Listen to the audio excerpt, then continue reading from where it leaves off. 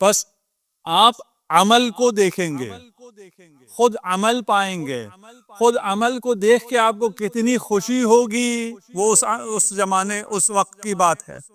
وہ عمل آپ کا ساتھ کبھی بھی نہیں چھوڑے گا، جان نکلنے کے بعد کی بات ہے، اس بیچارگی کی بات ہے۔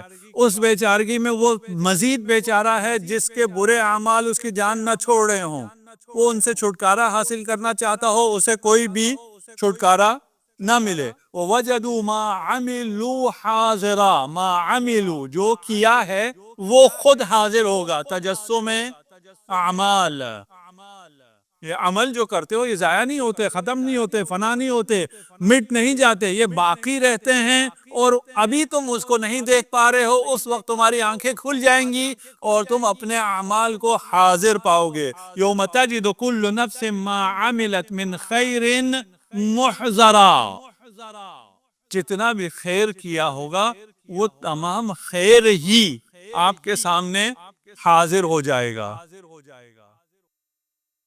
کیا دن ہے کہ اچھا عمل ہمارا ہمارے سامنے حاضر ہوگا۔ وَمَا تُنْفِقُوا مِنْ خَيْرٍ فَلِأَنفُسِكُمْ، اللہ نے اگر تمہیں انفاق کے لیے کہا ہے، خیر کرنے کے لیے کہا ہے، تو تمہارے اپنے لیے کہا ہے، تمہارے اپنے کام آئے گا۔ وَمَا عِنْدَ اللَّهِ وَمَا عِنْدَكُمْ يَنْفَدُ، اور جو تمہارے پاس ہے وہ ختم ہو جائے گا۔ وَمَا عِنْدَ اللَّهِ باق، جو اللہ کے پاس ہے وہ باقی رہے گا۔ جو اچھا کام تم نے آگے بھیج دیا، اللہ کے حوالے کر دیا، وہ اللہ نے اسے محفوظ کر دیا، جب تمہیں ضرورت ہوگی تمہیں وہ واپس کر دیا جائے گا۔ جو تمہارے اپنے پاس ہے وہ ختم ہو جائے گا، وہ باقی نہیں رہے گا۔ وَلَنَجْزِيَنَّ الَّذِينَ صَبَرُوا، جو تم نے اچھا عمل کیا ہے وہ اچھا عمل اللہ کے پاس بھیجا، اللہ کے پاس اچھا عمل محفوظ ہے، اس اچھے عمل کے علاوہ اجر الگ سے ہے۔ وَلَنَجْزِيَنَّ، ہم اس کو اچھا عمل بھی دے دیں گے اور اس اچھے عمل کی جزا بھی دیں گے۔ اب اگر آپ کو یہ سمجھ میں آنا، آپ لوگوں کے لیے تو آسان ہے، عام لوگوں کی میں بات کر رہا ہوں، عوام کو یہ سمجھ میں آنا اگر مشکل ہو رہا ہو کہ میں نے اس اچھے عمل کو کیا کرنا ہے جو مجھے اچھا عمل مل رہا ہے، اور اس کا اجر تو الگ سے ہو گیا، اس کا اجر جو الگ سے مل رہا ہے وہ کیا ہے، اس تفصیل میں پھر کبھی انشاءاللہ جائیں گے، لیکن فی الحال ذہن میں رکھ لیجئے اس بات کو کہ آپ کو آپ کا اچھا عمل ملے گا انتہائی عالم بیچارگی میں، جب آپ کا کوئی پوچھنے والا نہیں ہے، آپ کا کوئی پرسانہ حال نہیں ہے، آپ وحشت قبر میں ہیں، اس وحشت میں آپ کا کوئی دوست آ جائے، خوشنما ہو، خوش سیما ہو، مہربان ہو، اور آئے کہ السلام علیکم، اور پوچھے آپ کون ہو، کہ میں تمہاری نماز ہوں، میں تمہارے وہ اعمال ہوں جو شب قدر میں تم نے انجام دیے ہیں، تب پتہ چلے گا اجر تو الگ ہے لیکن خود عمل پانا کیا ہے۔ الذین صبروا اجرہم بأحسن ما کانوا یعملون، اور ان کو جو اجر ملے گا وہ ان کے عمل سے بھی اچھا ہوگا۔ عمل اچھا ہے اور عمل کی ہمراہی ہے، عمل کا ساتھ ہے، اس کے علاوہ جو اجر ہے وہ ان کے عمل سے بھی کہیں زیادہ اچھا ہے۔ صلوات پڑھ دیجئے محمد و آل محمد۔ اگلا جملہ وَاحْذَرْ صَحَابَةَ مَنْ يَفِيلُ رَأْيُهُ، بچو صحابہ سے، اور وہ بھی کون سے صحابہ سے؟ کمزور رائے صحابہ سے۔ صحابہ یہاں آپ کے صحابہ، یعنی اپنے ساتھیوں سے، اپنے ساتھیوں میں جو کمزور رائے ہیں، جو کمزور عقیدے والے ہیں، ان سے بچو، ان کے ساتھ محشور نہ رہو۔ اور کون؟ وَيُنْكَرْ عَمَلُهُ فَإِنَّ الصَّاحِبَ مُعْتَبَرٌ بِصَاحِبِهِ، کمزور ایمان دوستوں سے بچو، ان کے ساتھ نہ رہو، جن کا عمل اچھا نہیں ہے ان سے بھی دور رہو۔ ہاں ایک دفعہ آپ ان کے قریب جاتے ہیں ان پر اثر ڈالنے کے لیے، تبلیغ کرنے کے لیے، وہ الگ مسئلہ ہے، وہ آپ کے دوست نہیں ہیں، آپ ان کو رہنمائی کے لیے جاتے ہیں، اور وہ اگر اچھے ہوں، یعنی ان تک میسج نہ پہنچنے کی وجہ سے، کلام امیر المومنین نہ پہنچنے کی وجہ سے، ہدایت نہ ہونے کی وجہ سے وہ گمراہ ہوں، آپ ان کے قریب جاتے ہیں، انہیں ہدایت دیتے ہیں، وہ آپ کو بھی ہدایت دیں گے، آپ کو بھی ارتقاء دیں گے، وہ اچھا ہے۔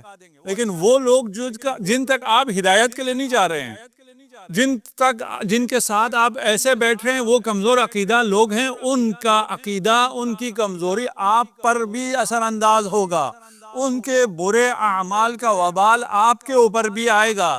ان برے اعمال والوں سے اور کمزور عقیدہ والوں سے بچو. یہ تمہارے ساتھ جو ہیں. اب تمہارے ساتھ کون کون ہیں؟ کچھ لوگ فزیکلی ہمارے ساتھ ہیں اور کمزور عقیدہ ہیں، ان سے ہی بچو. کچھ فزیکل ساتھ نہیں ہیں لیکن افکار میں ہمارے ساتھ ہیں، ان کے متعلق پڑھو بھی نہیں، ان کو اپنے ذہن میں جگہ بھی نہ دو.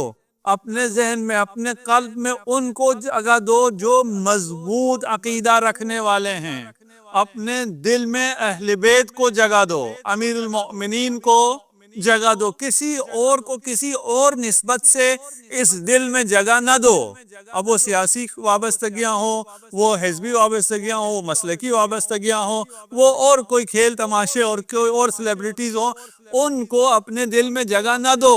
اپنے دل میں فقط اور فقط مؤمنین کو جگہ دو. محکم عقیدہ والے اور بہترین عمل والوں کو اپنے دل میں جگہ دو.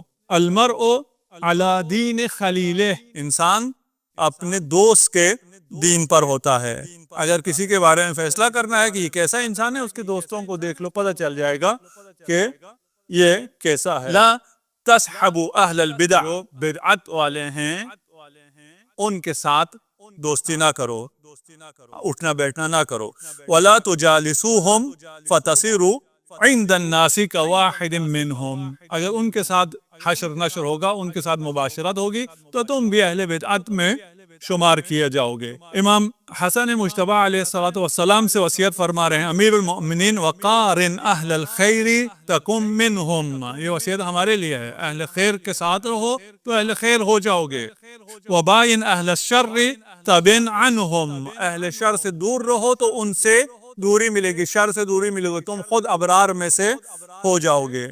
واسکن الامصار العظام، امیر المومنین کا اگلا جملہ ہے کہ بڑے شہروں میں رہو. فإنها جماع المسلمین، اس لیے کہ اسلام میں رہبانیت نہیں ہے، آپ کو بڑے شہروں میں رہنا ہے، اور بڑے شہروں میں جب آپ رہیں تو ہی آپ تکامل حاصل کر سکتے ہیں، تو ہی آپ ترقی حاصل کر سکتے ہیں، تو ہی آپ علوم آل محمد کو حاصل کر سکتے ہیں. پہاڑوں میں، غاروں میں اور دیہاتوں میں علم حاصل کرنا ممکن نہیں ہے. دیہاتوں سے نکلو، شہروں میں آؤ. شہروں میں آؤ گے تو علم تو ملے گا، علم کے ساتھ اور بھی بہت چیزیں شہروں میں ہیں. واحذر منازل الغفلہ، بڑے شہروں میں تو آ جاؤ لیکن منازل غفلت میں نہ جایا کرو. کتنی مربوط گفتگو ہے. ہم نے یہ نیکسٹ سیشن ہے جس کو آپ بعد میں پڑھیں گے، جو ہم نے شام کو پورے خط کو ہم نے خلاصہ کیا ہے.